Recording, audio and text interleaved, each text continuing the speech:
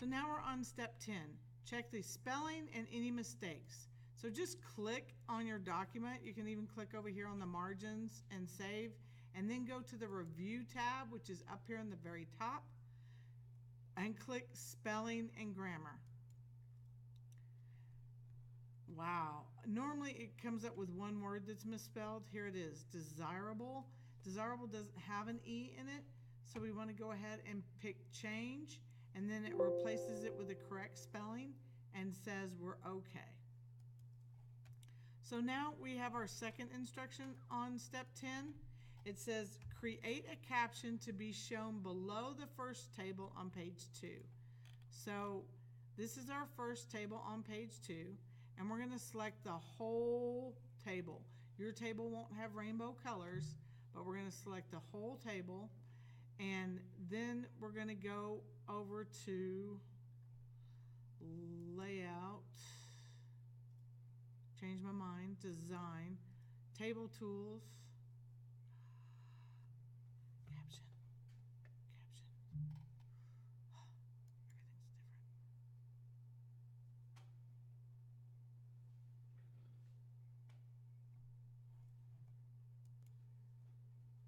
All right, so we highlighted our table, and we're going to go back to references. We actually were in references to do our spelling and grammar check, and now we're going to go to the captions panel and click insert caption.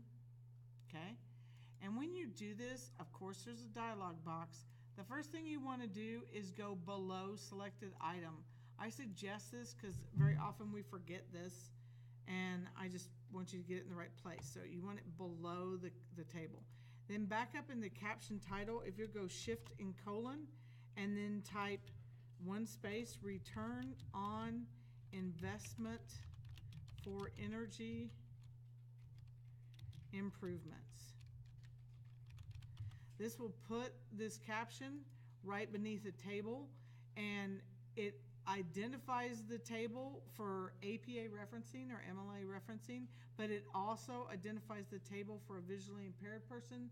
Their software reader can read that where it cannot read the table. Okay, so now we've done step 10 and then the caption, and we've said what the caption should be, and we should go on to step 11.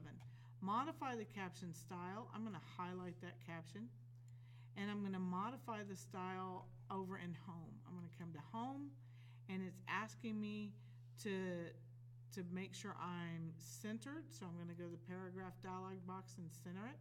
And then it's asking me to make sure it's bold and italicized. It was already italicized, but you want to make sure that those letters are leaning. Okay. And then it says with a font color of blue, accent 1 darker 50. So we come to our font dialog box, and we look for blue, accent 1 darker 50, which I don't see. It's the very bottom one. I apologize. So blue, accent 1 darker 50% right there, and we've made our caption correctly for step 11, and we save, and then we're progressing down to step 2. Insert a page break at the top of the document. So guys, you want to scroll and gals, you want to scroll all the way up to the top, click right before the word Home Improvement Tips, go into your Insert tab, come over to the left to Pages, and at Pages, you want to insert a page break. Okay, and all you have to do once you click before that title is click Page Break. Now move to the top of the newly inserted page, and that means you want to scroll back up and click before this page break, okay? And insert text from the EX16 Word Grader file, thanks. This is the letter of thank you that we will be inserting in our mail merge, all right? So I'm going to click here, and I'm going to come way over here to the text panel. I'm still in the Insert tab.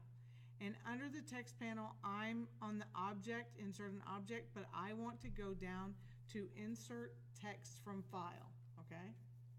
Once we do that, it'll bring up our folder we were last working on. If it doesn't, you need to scroll back to your pen drive or your desktop where your Word3 folder is. And then if you'll expand your names between name and date, you can see that this file with the word thanks at the end is the file we're looking for.